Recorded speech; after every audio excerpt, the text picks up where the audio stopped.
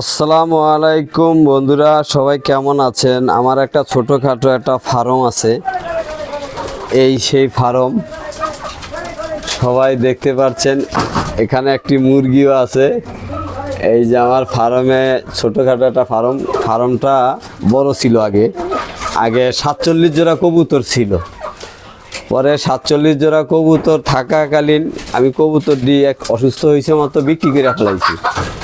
তো বিক্রি করার সময় 2টা কবুতর এটার ভিতরে চলে গেছে। তখন আর আমি এই 2টারে ধরতে পারি নাই। এই যে এই যে ডিম নিয়ে বৈশা আছে এইটা, আর হয়েছিল গিয়া এইটা। এই 2টা কবুতর আমি রাখিয়া দিছি। এই 2টা কবুতরের থেকে বাচ্চা দিছে প্রায় 3-4 জোড়া দিছে। 1 জোড়া 2 জোড়া আমি তো খেয়াল রাখি না, আমার মায় ফালে এগুলা। ঠিক আছে, এই প্রায় 9টার মতো হয়েছে। আবার এটা আবার কত এই 4 বারের মতো মনে হয় পাতনা দিছে। এখন মায় বলতেছে যে ডিম পারছে কিনা একটু দেখার জন্য। ওই যে মাশাল্লাহ 2টা ডিম পারা হয়েছে। ঠিক আছে, এটা খুব ভালো মানের কবুতর। হ্যাঁ, এটা প্রায় 3-4 পাতনার মতো দিছে আমার কাছেই।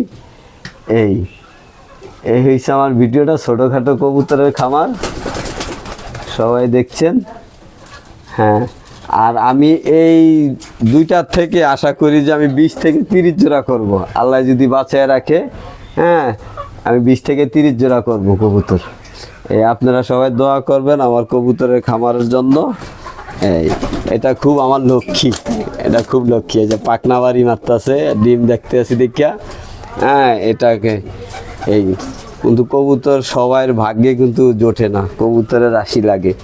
ঠিক আছে, আমি কবুতর প্রথম 10 জোড়া কিনছিলাম। 10 জোড়া কেনার পরের থেকে 47 জোড়ার মতো কবুতর আমি করিয়া ফেলাইছি 1 বছরে।